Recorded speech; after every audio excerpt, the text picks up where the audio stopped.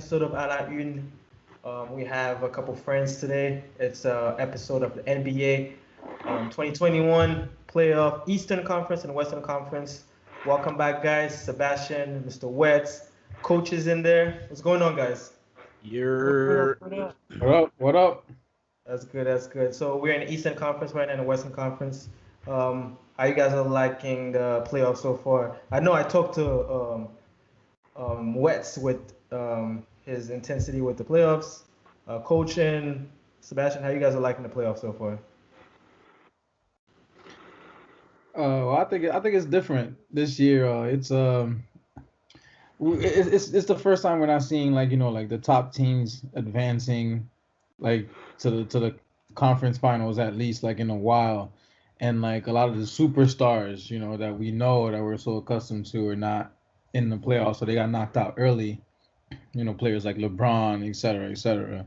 But now that you see like all these young kids, oh, well, I'm not even call them kids. These grown ass men right there. But all these young guys right there, um, like showing out and blossoming into superstars themselves. Like it's nice to see like a bunch of new names, new faces, and they're out there balling, man. And some that we knew already that finally have a moment to finally got there. Like people like Devin Booker finally made it to the finals, and now he's stunting on everybody still, broken nose and all. It's nice to see. I don't think anyone would have expected this when before like the second round started, but it's been great so far. I don't think anyone can complain about what they're seeing so at all, at all. What about you, Coach? What do you think of the playoffs so far? I like it. Like you said, I like it. It's different, and like you said, if you had chosen any of those four teams at the beginning, you'd be lying. So All right. it's new, it's fresh. So I'm excited. I like it. All right. Mike, you got anything to add? Same thing, man. I love it. I thought that we were heading for a very boring playoffs because, especially after no Steph. Steph doesn't make it into the playoffs. Lakers get bounced out first round. No LeBron. Less drama. Thought Brooklyn was gonna run away with it, but then you have the injuries to Kyrie and James Harden. Kind of balances out everything, and now, we just have just fresh crop, man. Just new blood. You got Trae Young. We got D Book. We got Kawhi that's out. Paul George trying to going on a redemption tour. Like new players stepping up, Terrence Mann, Reggie Jackson getting back into form, all that stuff, man. I love it. I love it. All right, let's get right into it. So the Clippers, they're heading to Game 3. First game, they lost. Victory for the Suns, 120-114. Second game, Suns again, 104-103. Ayton and Booker, like they've been playing so well. What's the approach for Game 3 for the coaching staff and how to slow them down? What's the tactic? Uh, anyone want to jump in? Let's get it. You want to go, Coach? Yeah, man. So what I've been really impressed throughout all the playoffs is how efficiently these guys have been shooting the basketball. I wasn't expecting Cameron Payne to shoot that efficiently and for him to score as well. I'm not going to lie to you guys. I like Crawford. I knew Crawford was a good pickup, but he's actually hitting these big shots. Like it's just whenever you think like a team is going on a run, and then he just comes and he knocks down the big shots. So it's a good all around thing. Crowder? My biggest thing with Crowder? Okay. Yeah. So my biggest thing with those Clippers right now is you're committing to this small ball. What's your next adjustment? Because right now, Ayton's dominating you at the paint. You got to choose. You can't let him dominate you on the roll and score the basketball, or you can't let him dominate you on the offensive rebound. Because right now he's doing both. So you got to commit to one of these. If you're going to give up that size, you got to choose which one you're going to give up to. So that's the adjustment I'm kind of looking for the Clippers to do. Like, yes, they want to go small ball, but in some situations, you might have to play Zubac. In some situation, you might have to, just for the size of it. So it's very technical. It's very technical. We saw how Phoenix won the game last night. And I think that what's interesting with that is that I think it's just going to keep coming. And now you're adding Chris Paul back into the mix. So now I want to see what's up. Like, if you don't win 2 games and they don't have Chris Paul, it's going to be very hard. And right now, advantage Phoenix. Who got next? I mean, You want to go? Sebastian wants to go. I want to hear what Mike got to say first. Well, for me, I think I discussed it with Richie. I don't know if it was on the podcast or just individually. It's just for me, like, you know, to piggyback off what Oliver said, Coach, about Cameron Payne, like, you know, shooting so efficiently. And I told Richie before, like, you know, when Cameron Payne was on the Chicago Bulls, I mean, I think quotes came out, you know, that, you know, people thought that he wasn't even an NBA player, like, you know, when he was in the Chicago Bulls, like he was a scrub. And, you know, that's like the Chris Paul effect. What amazes me is the fact that, you know, again, from what Coach said, the Clippers are playing small ball because that gives them, you know, that makes them quicker. That gives them a lot of defensive versatility and stuff like that. But I cannot fathom the individual outbursts from players in every single series against these defenders, these so-called good to elite defenders, that I just can't understand it. You know, Doncic just dominated the series first round. If they had another player, I don't think the Clippers are here. Donovan Mitchell was cooking them until game 4, and he got injured, where he was playing with like Jordan-like confidence. And then once his ankle got twisted, it just seems like he was starting to shy a little bit. And, you know, they didn't have Mike Conley. I don't think Mike Conley was supposed to play in that last game. But, you know, they eventually got them out of there. And now they're playing against, you know, a Phoenix Suns team without Chris Paul. Devin Booker gives them 40 the first game, and Cameron Payne just torches them last night with 29 points. I just don't understand it. It just doesn't make sense to me. So yeah, there's a different approach there's a different adjustment that Ty Lue has to make, and I've given credit to Ty Lue throughout these playoffs already. For somebody that I'm very critical of, I don't really think he's a good coach.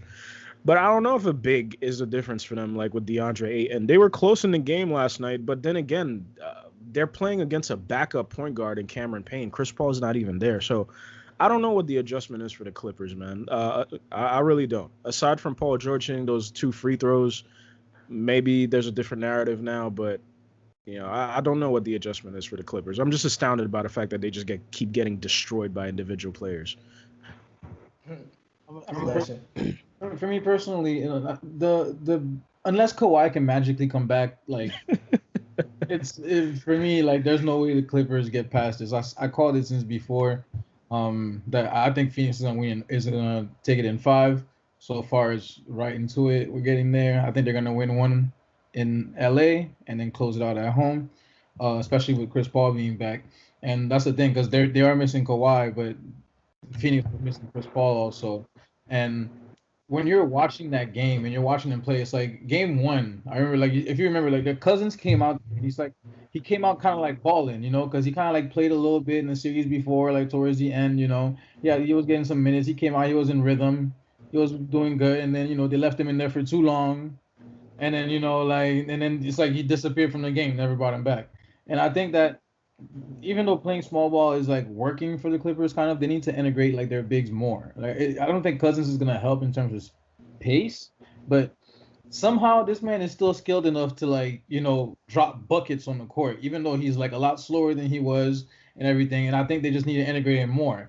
And besides that, I think guys like Beverly, as good as the job he's doing on defense, I don't think he's doing a good enough a job on offense to be earning minutes, because Phoenix has like everyone is a knockdown scorer. Like, it feels like, you know what I mean? Like everyone is scoring. You have Bridges, who missed that jumper at the end of the game, but you can't even be upset that he took that, because he's hitting those all game long. You know, Cam Johnson, who's a deadly shooter, and you have, of course, like Cameron Payne, who somehow like took Chris Paul into him, like those games. He said, I got this, and he's been handling and playing like so well, you know. And I don't know what me personally, they don't have to play. They keep talking about depth. That's like the one thing the Clippers have, and no matter who y'all bring out there, like, y'all can't score. It's like unless it's Paul George going off, or Morris having like one of those big games that he doesn't have all the time. You know, if he's getting past like, what's gonna happen then? You know what I mean? Like, and I think Reggie Jackson is actually the guy that needs to step up the most. He needs to be aiming super consistent. He needs to be aiming to drop 25 efficiently. You know what I mean? And like aiming for more than that, or like creating for everybody else. I feel like a lot of times he's very passive on the court. He's very just nonchalant, just dribbling like he's like, at a park or something, and it's like, I don't know. It just doesn't. But I like I said, I think it's gonna be Phoenix in 5. I don't think the Clippers can bring it. Have enough to even come back from this. They came back from 0-2 before, but not against this. And with the veteran coming back, with the point guard coming back right here, like y'all really think Chris Paul? Y'all really think Chris Paul going not like let anything happen for him not to go to the finals? This man just caught COVID and he coming back. That's it. That's it. There's nothing else that's stopping Phoenix right here. They're going straight to the finals. Let's talk X's and O's for 2 seconds. The action that I'm looking at that they seem to be struggling the most with the Clippers is middle pick and roll with Booker. Middle pick and roll. The way that team is constructed is they have a bunch of knockdown shooters around that guard, right? So if you allow Devin Booker to get down into the paint, now he has option to be able to spray out to his shooters. And if he delays it a little bit, that allows DeAndre Ayton to come down with speed on the roll. So that's 3 options right there. What you have to do in that situation is, I don't know if you guys pay attention, Patrick Beverley's picking up Devin Booker all the way up to the half court. Yeah. Booker has too much speed. Comes down with that. It's too much speed. By that time he gets to the paint, it's too late. They're spraying out to the shooters. It's a wrap. What they have to do is when Booker has the ball all the way at half court, Beverley has to go under that screen. Has to go under that screen. Meet Devin Booker on the other side and not allow him to get into that paint get a piece of the paint to be able to make that pass to those open players.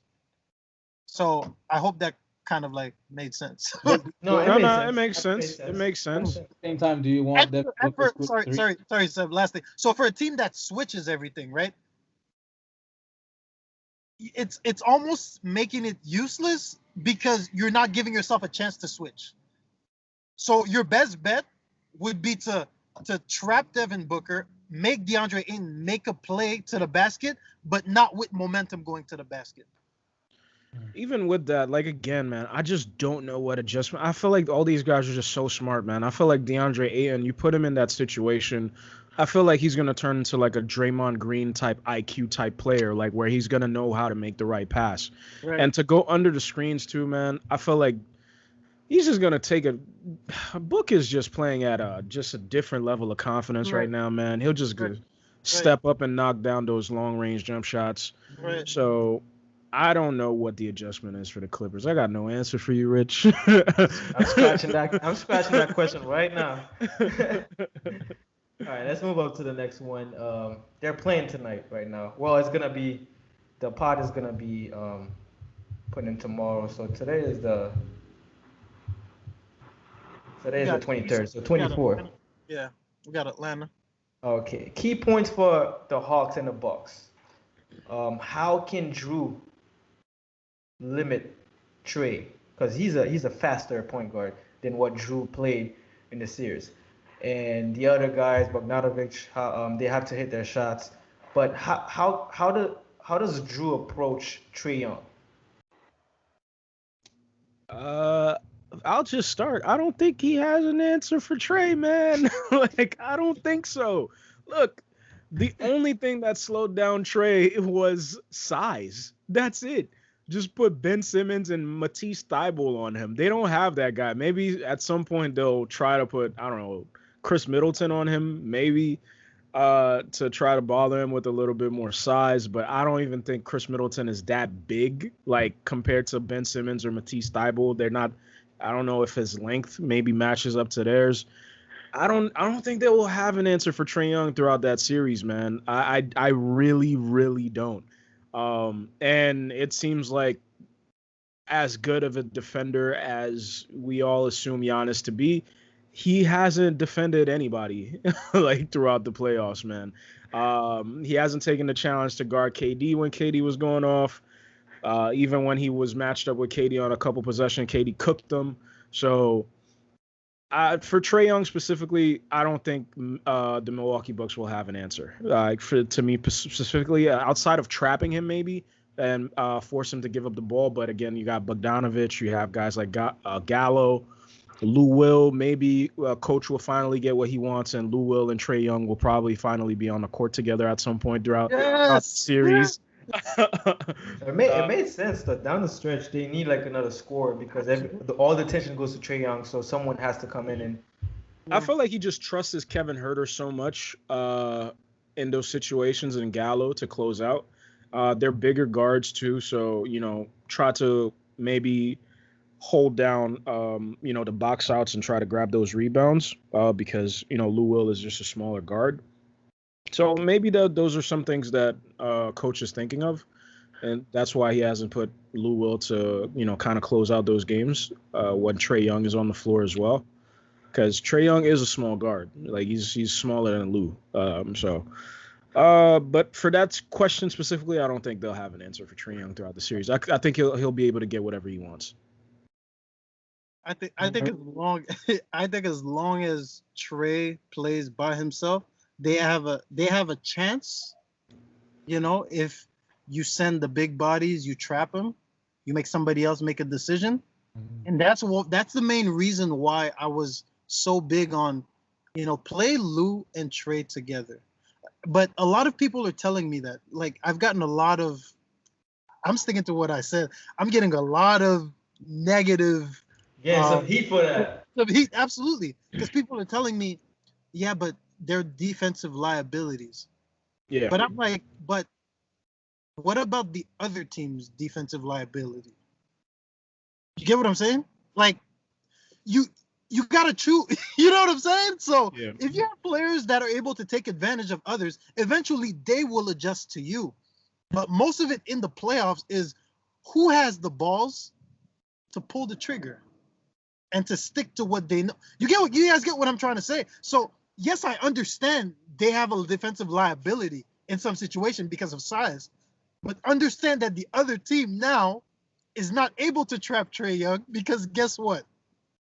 Lou Williams is on, So it goes both ways. Like, I think, but for this specific matchup, Jrue Holiday, if you're guarding Trae, well, first of all, you got to pick him up from the parking lot. That's number one. And after that, man, if you gotta.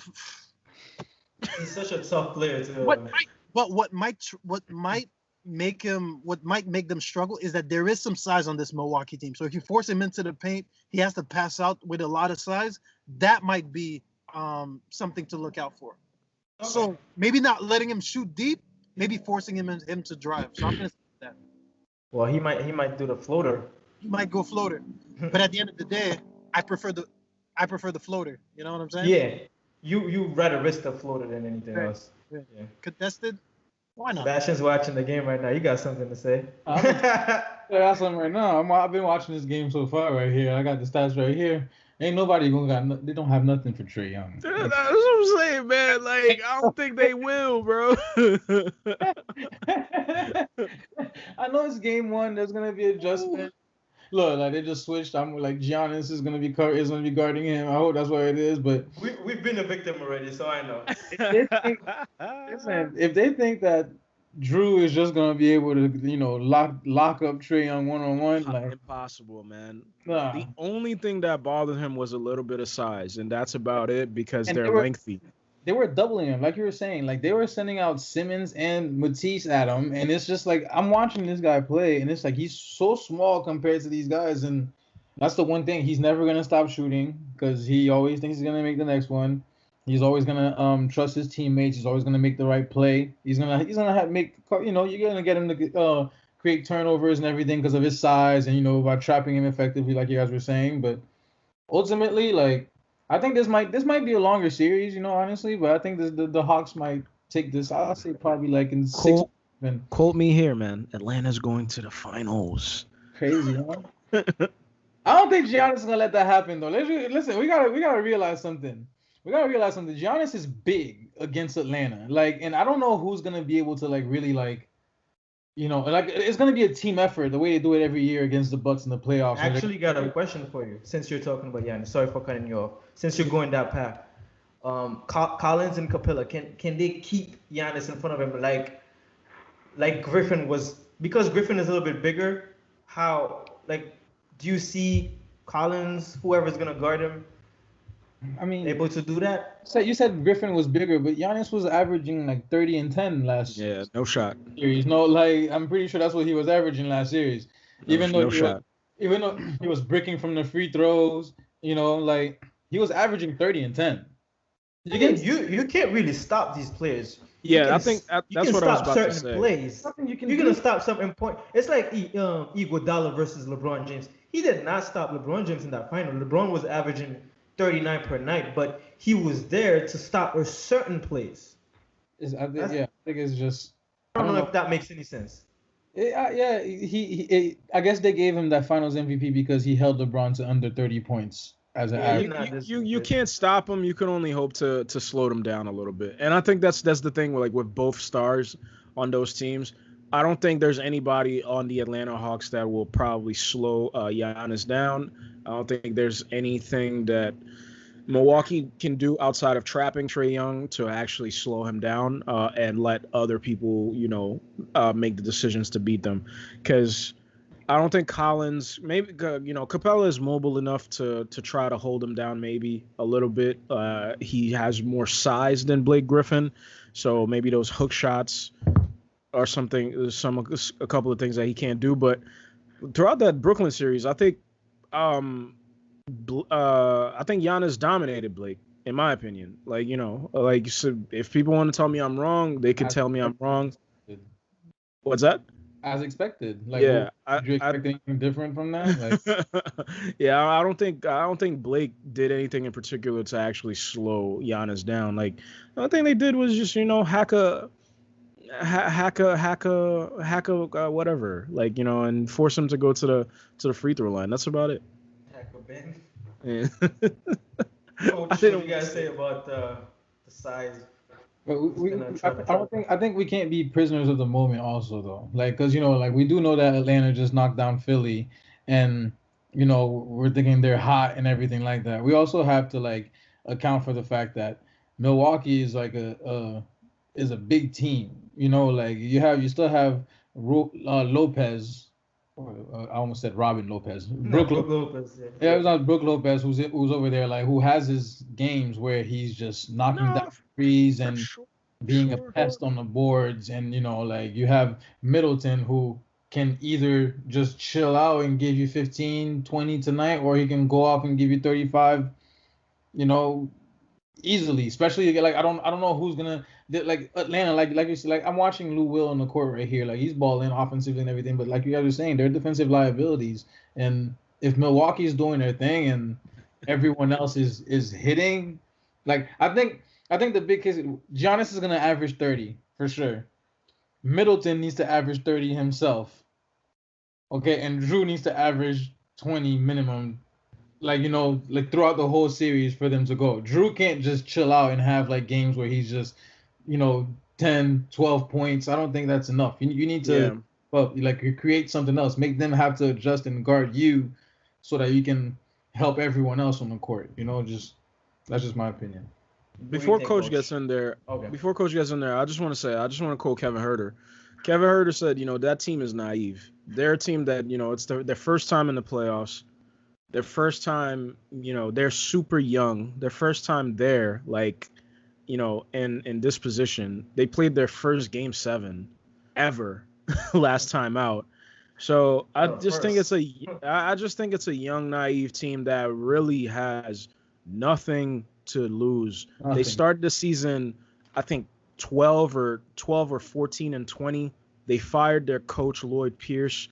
I thought it was a bad decision at the time because they had so many injuries.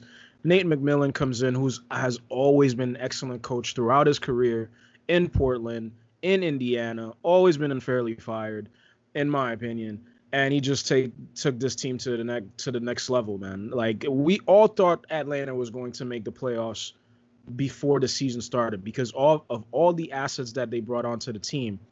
But then, injuries happened and they started off very poorly, and expectations started. We started re-rolling expectations for them. But Nate McMillan said, "No, I got this." So they're naive, man, and that's the only thing that kind of scares me for the Milwaukee Bucks. Like, they have the weight of their expectations on them, where Atlanta's just playing with house money at this point. It's like, bro, whatever is whatever. Like, I go out there, we win, we lose, we lose. It is what it is. Like, we don't care. Like, we just playing with free money right now. No, you're right, and I think that plays a big factor into it. Because we can't forget that these are all NBA players, right? They all think that they're probably the best, So you have to have some kind of irrational confidence to be at that level, So I think that plays a factor into it. So what's really going to be interesting, what I'm going to be looking at is the matchups, right? So Giannis sometimes going to take turn on Trae. Sometimes Drew, might be Chris Middleton. That's what I'm going to be paying attention to. Oh, is it going to be Clint Capella guarding Giannis? Is it going to be John Collins? You know what I'm saying? Is it you guys get what I'm trying to say? That's what's going to be very interesting to see, because we all know these teams are able to shoot the threes very efficiently. But what I think that Atlanta kind of struggles is Atlanta drives the ball, but Atlanta doesn't drive the ball to score. That's what I think is Milwaukee will get some teams in foul trouble because Giannis will go to the line, right? They'll foul Giannis. Giannis will go to the line. I've seen Atlanta go a half shooting 4 free throws. Like, I've seen that. Those fouls will accumulate for Milwaukee. They'll accumulate on Atlanta, in Milwaukee's favor. And that can sometimes create matchups that are in favor of Milwaukee. So I think that's something to pay attention to. Because, yes, they both shoot threes, but it's 2 very different playing styles. Ready to get something else to add on that? Nah, I'm cool, man. I'm just excited. Excited. Let me ask you, who do you have winning? I know you have the Hawks, but what's the score, like the series? I think that this series will go 7. Hawks I think taking the series, it for you. yeah, I think this series will go 7, and the Hawks will take it. But sorry. I want Giannis. Giannis is my guy, guys. Like my African king. You've been asking for the Bucks for the longest. For the longest, man. I want Giannis to go to the finals. Close to the glory. It's so close, so close. I want him to win, but I don't know, man. This kid Trae Young, like. I see. You got Quavo on the court. I see as well. Sebastian, what do you have winning? I don't know, man. Like, I'm so conflicted with this one. Like, I want to say Atlanta, but my gut tells me Milwaukee. If I'm being honest, like, I wanted to pick Milwaukee in the last series against Brooklyn, but it just felt so like, how am I gonna go against Kevin Durant, James Harden, and Kyrie Irving on the same team in the playoffs? But then, we start watching them fall off, like getting hurt, and then hamstring, and I'm like, they have a chance. They have a chance. But, I still said, nah, Brooklyn's going to win because I'm like, KD's going to take over. And unfortunately, I guess maybe he's just like, he was just too tired. He was playing too much the whole series. Like, it makes sense. And he was still out there balling regardless on that Game 7. But, like we said, I think Giannis needs to go to the finals. He got to go to the finals. Unfortunately, I don't think he's going to win because, I think it's Chris Paul's turn to win a ring, but. And I think that series will be more fun to watch, like a Phoenix versus. No, actually, no. It would be more fun to watch Phoenix versus Atlanta because it'd be like a lot of shooting and playmaking and everything. But I think Giannis is gonna make it. I'm gonna say Bucks in 7. What about you, Coach? Yo. So my just first impression. My gut tells me Milwaukee because I think adding Drew Holiday was the X factor for that team. Even though in last game he showed that, he's kind of shaky from the 3, right? He hit the side of the backboard at some point. I think he wins matchups And I think that can sometimes counterbalance that. So I'm going to go Milwaukee. What about in the West, guys? I know most of you got the Suns going through. Suns in 5, man. Get these guys out of there. I'm tired. Like, Don't let it happen in 4. Don't let it happen in 4. You said Suns in 4? I said don't let it happen in 4. What was it? What is the way? Like that? Yeah. That's the way he did it? Suns in 4. Did he beat them up and then he went like Suns in 4? Yeah. That dude's a legend already. What about Coach? You got Suns also, right? Yes. I think Suns are going to the finals. All right. It's so unpredictable. You never know what's gonna happen, but we'll see. yeah. Listen, quick note. If somehow I think Chris Paul went through like all the negative things that could have happened to him in the playoffs, I hope it stays there and he stays healthy for the rest. Of the playoffs. Man, has anything else happened to him? That's just some crazy shit. And he's getting close to that ring. what an odd time for him to win this ring. I would have never had him winning a ring. And Mike that stage of his career. Yeah, like Mike, if he does. Mike called it. Mike was like, "Oh, like if he's gonna get hurt and they're gonna get eliminated." And when it happened, I was like, "Mike, look at what you did." So let's just hope he stays healthy. He's back. You called that the same thing. It was so weird, man. It's just cursed, man. Like, I hope that's the worst of it. I hope that's the worst. Yeah, don't say anything else. Just keep the Suns in 4. But this is the year for him to do it, because I don't think next year. I'm sorry, as good as these guys are, I don't think next year is going to be as wide open as it is now. Because think about this, there's going to be a lot of movement. The Warriors got 6 and 14 picked, right? The Warriors are coming back with 7 and 14, right? 7 and 14. Sorry, you got Clay, you got Curry. They're gonna make some trades here and there. Like, anyways, I'm just saying it's gonna be a good NBA time. Yo, like, bring Dame back to the Bay, yo. Dame and Curry. Damn. Dame, Curry, Clay. That's unfair. That would have been unfair. All right, guys. Thank you guys so much for coming and chopping it down for the NBA playoffs 2021. Thank you again. See you guys next time. There's going to be more basketball. There's going to be more fun. So I'll keep you guys posted. Thank you guys. Peace.